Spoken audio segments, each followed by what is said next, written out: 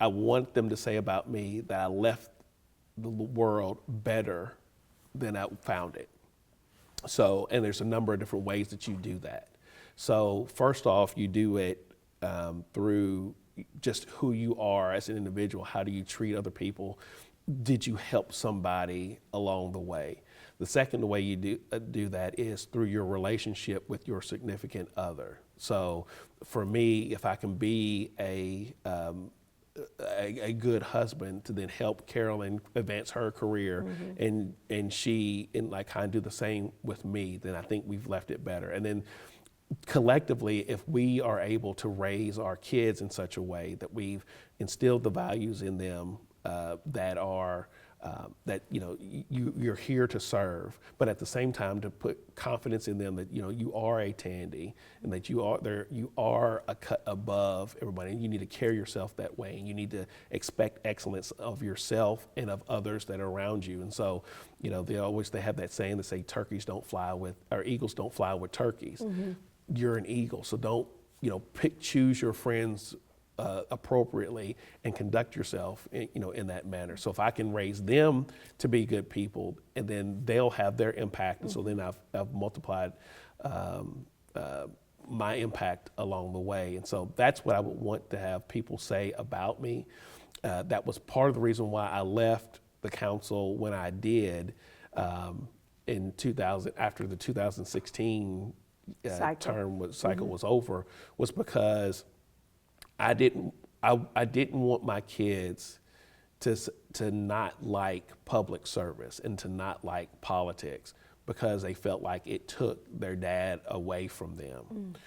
Because I was at the point where I'm trying to make decisions about, do I go to this neighborhood meeting and listen to people complain about nothing sometimes, because there are people out there who have legitimate concerns, but then there are others who just want to complain just to be complaining. To say the no, even when they should be saying yes to something, versus coach my son's basketball team, or be a chaperone for my daughter's field trip to Pine Mountain, or help my daughter run for office herself.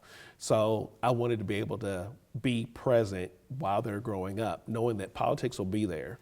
And if the call comes again for me to serve, then at that point I'd be ready to answer it. But I've gotten them to where they need to be the adults that they need to be.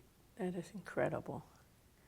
This is really, and I'm sure that you talked about some things today that you probably hadn't thought about in a minute, but it all seems to come full circle. And again, I think that you and Carolyn together as a couple exemplify a lot of what you're talking about. I think you found the right woman. Yeah. And I think you had the right parents and grandparents. And I really, like I said, I think that your career is not past tense. Like you said, politics will be there. But so many, to hear a man say that, I wanted to have more time with my children. And so I was going to do my law practice, but that would give me time to, and not just be like, well, that's my wife's job. Because Carolyn is now she's the director of diversity and inclusion for Texas Roadhouse. Texas Roadhouse. Yeah, and so if you've looked at our relationship, it's always been a give and take, and that was one of those things. I think growing up, I've been very intentional about how I go and do things, but I was encouraged to do that, to try to kind of think about things before they happen. And so when you would think about, well, when you're going to get married, well, what type of marriage do you want, or what type of father do you want to be, and how do you want to do that? And if you're presented with this situation, how do you address it? And so for us, one of the pieces of advice that I had gotten about being married is that marriage is not 50-50. That sometimes marriage will be 98-2, sometimes it may be 60-40, sometimes it may be 50-50, but it's a constant give and take there, and it's a partnership. And so for us, like I told you, when I decided to run for office, the first time I ran, we were single, so it was easy.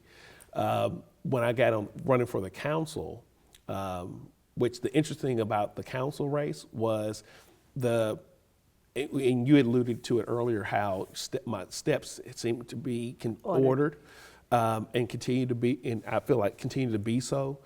But the House district that I ran in, basically it overlapped the 4th district. So when the 4th district office came available, I didn't go after that position. The people came to me.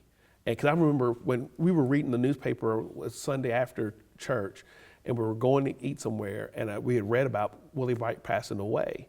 And I remember driving saying, somebody ought to run for that office. And Carolyn was like, yeah, you. And I was like, whatever, I'm not going to run for city council, because that wasn't what I wanted to do. Mm-hmm. And then I had, folks, like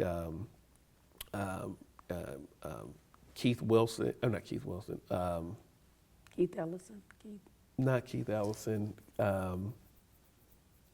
I can't call people's name now, but I had other people, come to me. Memory's going to get worse. Right. I can tell you that. I mean, I can see them, but I just can't call the name right now.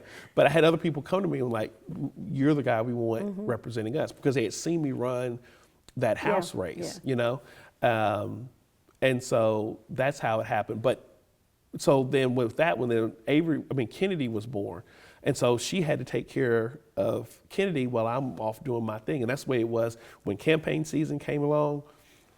I was fully consumed with that, but she held the house down. And then when President Obama called her and said, hey, or now President Obama called her and said, hey, I want you to run my my presidential race in Kentucky, mm-hmm. I hold the kids down while she goes and mm-hmm. does that. And so now we're at the place where she's off doing Texas Roadhouse and flying around the country trying to build that up, and I'm trying to hold the kids, down here, for that. So it works. Yeah, it works. Well, David, Tandy, I thank you. We thank you